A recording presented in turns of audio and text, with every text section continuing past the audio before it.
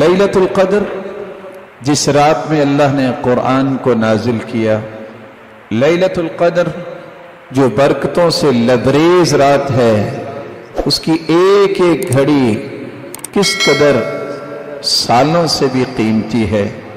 یہ وہ لیلۃ القدر جس کی تلاش ایک مسلمان کو کرنی چاہیے۔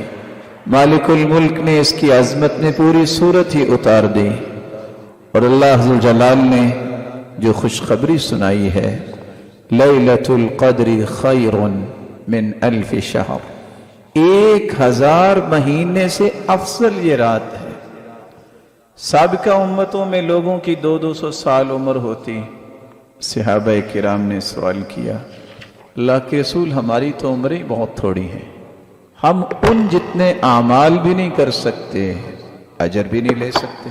اللہ تعالیٰ نے یہ صورت نازل کر کے یہ بتا دیا کہ وہ تو 200 سال عمر رکھنے کے باوجود جتنی بھی عبادت کرتے تھے، تم اگر ایک رات کی عبادت کر لو گے تو وہ 83 سال 4 مہینوں سے افضل عبادت تمہاری لکھی جائے گی۔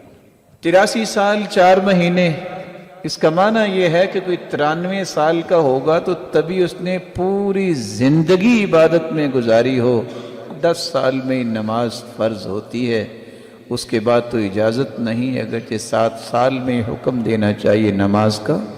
93 سال جس کی عمر ہو اور ساری زندگی عبادت میں لگائی ہو تو اتنا اجر اس کو نہیں ملتا جتنا ایک رات کی عبادت کا اللہ نے اجر رکھا ہے۔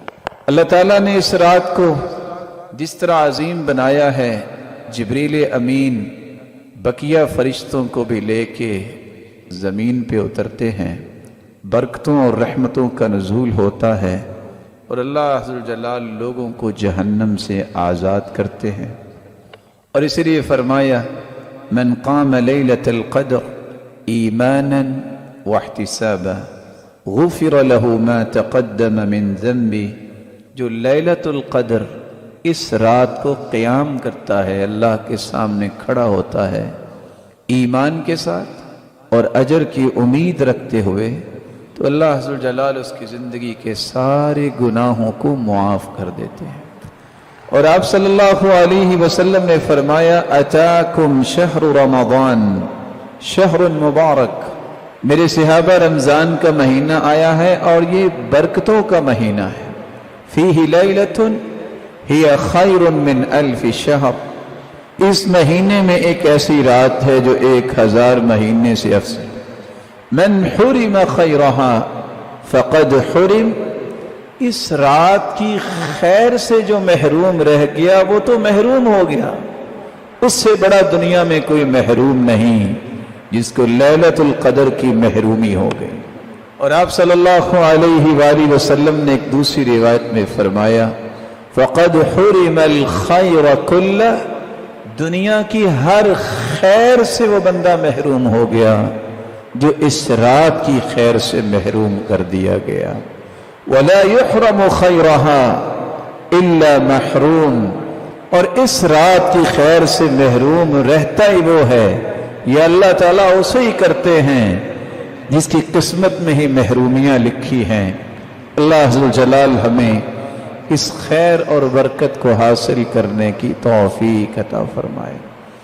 رسول اللہ صلی اللہ علیہ وسلم نے فرمایا، زمین کے اندر جتنی کنکریاں ہیں اس سے بھی زیادہ فرشتے لیلۃ القدر میں زمین پہ اترتے ہیں، اور یہ سارے فرشتے اس بندہ مومن کے لیے گواہ بنتے ہیں، اس کے لیے دعائیں کرتے ہیں، اے اللہ اس کو رحمتوں سے اور برکتوں سے نواز دے۔